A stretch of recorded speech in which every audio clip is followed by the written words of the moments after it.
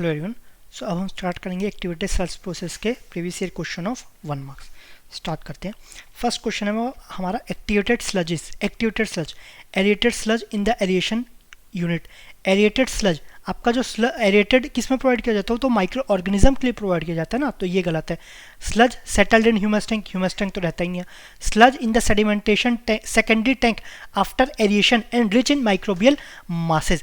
जो आपका स्लज किस में रहता है, सेकेंडरी टैंक में सेटल हो जाता है आफ्टर एरिएशन के बाद, और उसमें क्या रहते हैं, जो सेटल होता है क्या है, माइक्रोबियल मासेज रहते हैं, जो माइक्रो ऑर्गेनिज्म सेटल रहते हैं। उसका कॉन्सेंट्रेशन क्या किससे डिनोट करते हैं, XU MLSS in under flow. अब इसका कॉन्सेंट्रेशन है ना XU, ये ग्रेटर देन X रहता है, तो आपका ग्रेटर देन X रहता है, कॉन्सेंट्रेशन इसका ज़्यादा रहता है, तो rich in microbial masses. So C is the correct answer.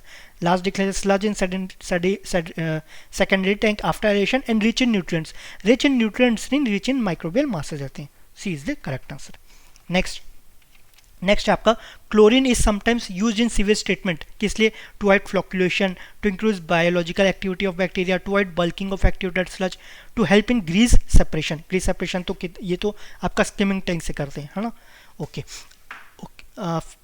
तो इसमें आपका जो ASP है उसमें दो प्रॉब्लम हम पढ़े थे। पहला आपका राइजिंग ऑफ स्लज, दूसरा था आपका बल्किंग ऑफ स्लज। ये दो आपके प्रॉब्लम है। तो बल्किंग ऑफ स्लज को अवॉइड करने के लिए आप उसमें क्लोरीन ऐड करते हैं, है ना, उसमें क्लोरीन ऐड किया जाता है। So chlorine is sometimes used in sewage treatment to avoid bulking of activated sludge. So C is the correct answer.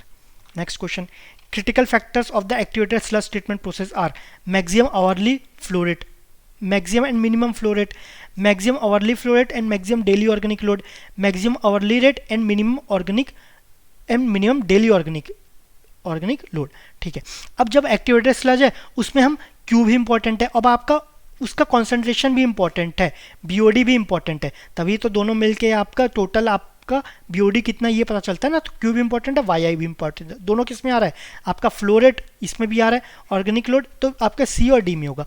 अब दोनों क्या होना चाहिए, आपका क्रिटिकल फैक्टर्स बोला ना, क्रिटिकल कब रहता है, सपोज आपको 5 रोटी बनानी है तो आपको क्या बहुत ही आसानी जाएगी, लेकिन आपको बोला जाए 50 रोटी बनानी है, आपकी कैपेसिटी तो 20 या 25 की होगी ना, तो आपके भी कुछ कैपेसिटी रहती है, और जितना ज़्यादा एक लिमिट के बाद वो क्रॉस कर लेता है, तो जितना ज़्यादा रहता है ना उतना आपके लिए मुश्किल हो जाता है, तो क्रिटिकल केस में आ जाता है। सो ये आपका maximum hourly rate, maximum daily organic rate, दोनों मैक्सिमम, तो सी सही होना चाहिए। ये आपका मिनिमम हो गया, है ना, मिनिमम, तो मिनिमम आपका क्रिटिकल कभी नहीं रहता, मैक्सिमम रहता है, तो C is the correct answer. Okay, next, bulking sludge refers to having.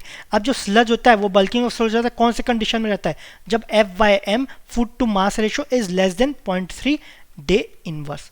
सो इसमें A is the correct answer. Okay, next, dominating micro organisms in the activated sludge process reactor are.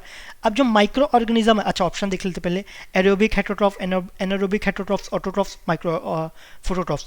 अब जो micro organisms है ये food के लिए किस पे depend करते हैं, ये आपका ऑर्गेनिक मैटर पे डिपेंड करते हैं, मतलब दूसरे पे डिपेंड कर रहे हैं, दूसरे पे डिपेंड कर रहा है, मतलब ये क्या हुआ, ये आपका हेटरोट्रॉफ हुआ, हेटरोट्रॉफ, है ना, ये हम पढ़े पिछले लेक्चर में, हेटरोट्रॉफ्स, आपका ऑटोट्रॉफ्स, फोटोट्रॉफ्स, तो ये आपका हेटरोट्रॉफ्स हुआ। ये आपको अगर याद नहीं है पिछले से रिवाइज कर लेना, ठीक है। अब दूसरा एरोबिक एनारोबिक। अब जब ASP है उसमें ऑक्सीजन अलग से प्रोवाइड किया जाता है एरिएशन टैंक में, नाम से ही समझ में आ रहा है ना, अलग से ऑक्सीजन प्रोवाइड किया जाता है, तो कौन सा होगा, aerobic heterotrophs. So A is the correct answer. Okay, next, matchings, group 1 group 2 को मैच करना है। पहला activated sludge process, nitrifiers, denitrifiers, aerobic bacteria, heterotrophic bacteria. अब पिछले ही क्वेश्चन में पढ़े, इसमें माइक्रो ऑर्गेनिज्म है, वो कौन सा टाइप के बैक्टीरिया है, वो फूड के लिए किस पे डिपेंड करते हैं, ऑर्गेनिक मैटर पे डिपेंड करते हैं, दूसरों पे डिपेंड करते हैं, तो दूसरे पे डिपेंड करते हैं, वो उस बैक्टीरिया को क्या बोलते हैं, हेटरोट्रॉफिक बैक्टीरिया। सो P का 3 हुआ, P का 3 ये दोनों केस में, तो A या C में से कोई एक होगा। राइजिंग ऑफ स्लज, ये किसके कारण होता है, nitrifiers, denitrifiers, autotrophic bacteria, डिनाइट्रीफाइज।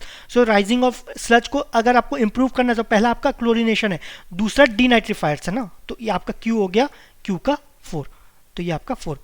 Then next, conventional nitrification, तो आगे आपका जो A ही ठीक लग रहा है, तो मतलब ये R का 2 और S का 1 ही होना चाहिए, बाकी देख ही लेते हैं। कन्वेंशनल नाइट्रिफिकेशन, तो नाइट्रीफाइज एंड डीनाइट्रीफाइज और आपका ऑटोट्रॉफिक बैक्टीरिया, तो आर का रहता है कन्वेंशनल नाइट्रिफिकेशन का ऑटोट्रॉफिक बैक्टीरिया। नेक्स्ट आपका बायोलॉजिकल नाइट्रोजन रिमूवल, तो ये आपका नाइट्रीफाइज एंड डीनाइट्रीफाइज, तो A is the correct answer.